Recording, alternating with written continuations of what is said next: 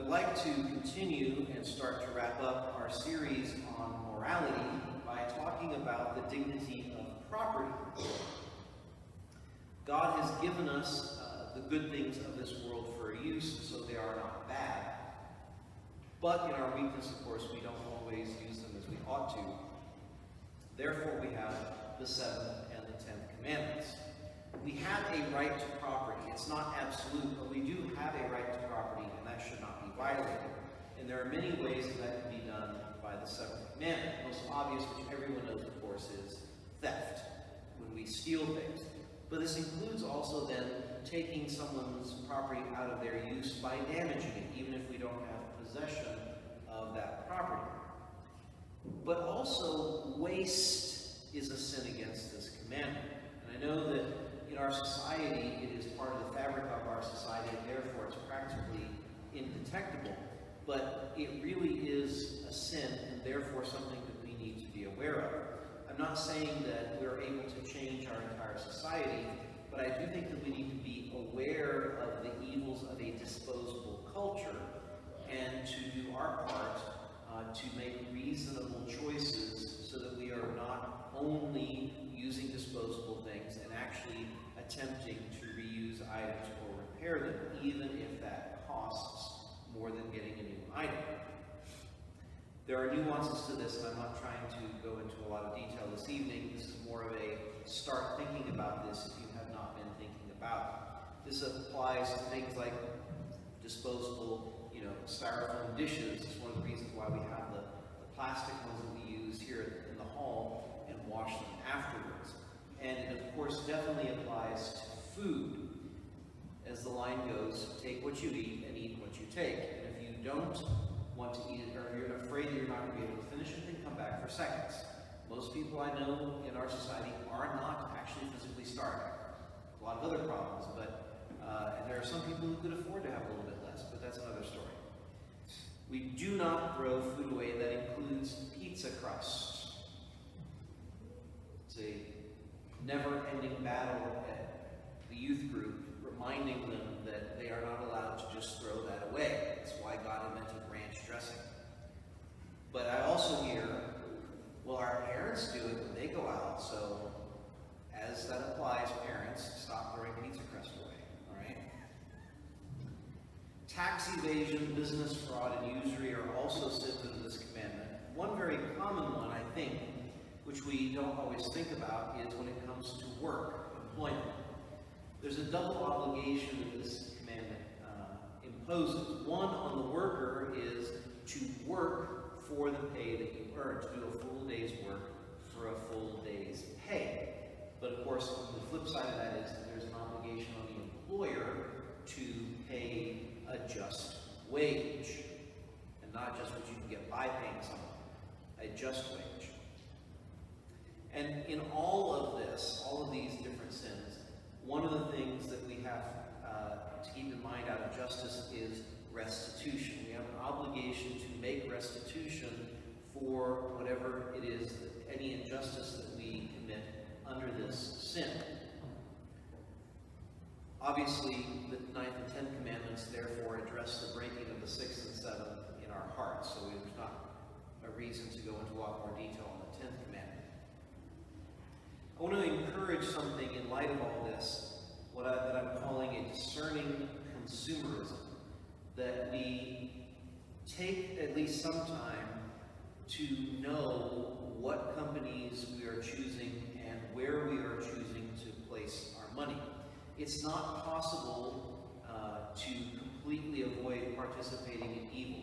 The recent arguments regarding the corona jab have demonstrated the fact that there are nuances to cooperation and evil which most people aren't aware of, and it's not limited to just that one issue. There's a lot of issues in our lives that involve this. One example which I gave earlier when I was talking about the jab was the fact that I've recently learned, and I'm still waiting to corroborate this, I have a long to-do list, but that certain materials that are used, or at least one material that's used in smartphones, all smartphones, comes from a particular source which only employs slave labor. And I don't just mean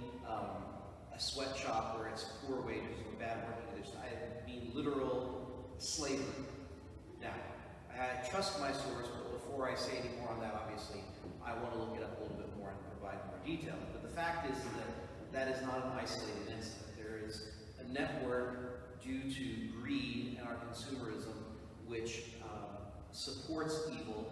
And while I don't have a lot of the details, again, as part of an examine under this theme this evening, I want to make sure to present that as something that we need to be aware of, as something that we're thinking about in our purchasing. What I want to focus on just a little bit this evening then is the vice at the root of all this, which is covetousness or avarice or greed. Our earthly goods, again, are given to us to minister to our temporal needs of body and soul, to preserve our life and the life of those that were dependent on us. But because of sin, the goods that God has given us, we don't always use in the way that He intended. So covetousness, greed, is one of sin in this area. It's one of the 7 capital sins, which means it's at the root of other sins. Covetousness, greed, or avarice is an inordinate love of possessing. It's not how much one has, but how much one wants. It's not the love of an excessive sum which is wrong, but it's the inordinate love of any sum. So what do we mean by inordinate love of goods? Well, there's a couple of aspects to this. One could be in our intention for seeking wealth in earthly goods, to desire wealth for its own sake as an end in itself. Or it could be in the manner that we are seeking it. It's either too eagerly or by immoral means, such as cheating or stealing or other unjust ways of acquiring it. To go back to the idea of not paying a just wage. And of course, the way we use our wealth. So reluctance to spend wealth just so that we can maintain an illusion of security and control, or not giving to the poor, or the idolatry of the miser who just simply hoards money.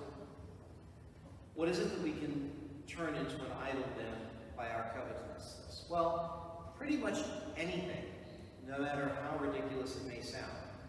We can covet books, we can covet pictures, china, cutlery, jewelry, cars, houses, real estate, Lego, Pokemon, video games, shoes, clothes, guns, you name it.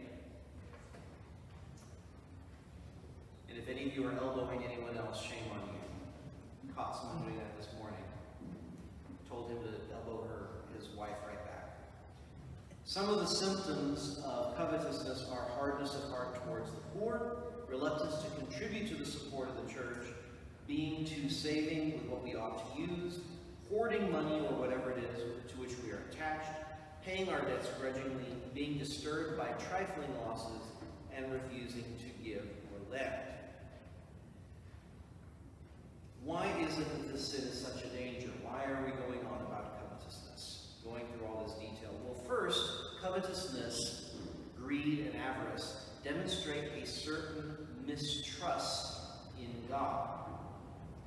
It also is a serious obstacle to perfection because it leads to sensuality and a lack of mortification, and it also leads to a divided heart.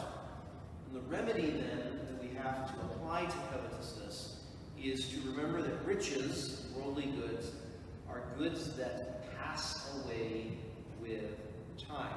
You literally cannot take them with you. And in practice, what this looks like is generosity, or investing in the bank of heaven, as Tanqueray is describing. So let's talk about generosity to conclude. This is not just enough to talk about problems, we have to talk about a solution. We have an obligation to help those in need insofar as we can, and in the right order. And by in the right order, I mean the family always comes first, and your personal obligations that you have to care for people. But then beyond that, there are two in particular that we should talk about. One being, of course, giving to the church. This is an obligation of the faithful, but I don't want to speak about it from the practical side of why we need money to operate. We know we need it, but the real issue here is the spiritual one.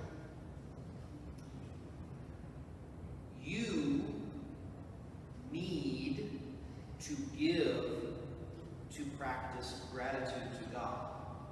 Regardless of how much the church might benefit from it, or other people in the church might benefit from your generosity. The fact is that you spiritually need to practice humility and detachment and gratitude, need to give to God of your first fruits, right off the top, right away. Because it, again, going back to that relying on self, mistrust of God, it is a way of gratitude to God because we recognize where everything comes from, including the two hands that you use to earn that money. And it shows that we rely on God and not on the money itself. Customarily, people talk about 10%. That would be great, especially if more people did that. Some priests I know suggest that if you work on an hourly basis, that you start by giving just an hour's worth of wages a week. That's fine too. I am never going to ask you how much you make. And I generally don't keep track of how much you give personally. But I know God does. The other area I wanted to speak about generosity briefly is generosity to the poor.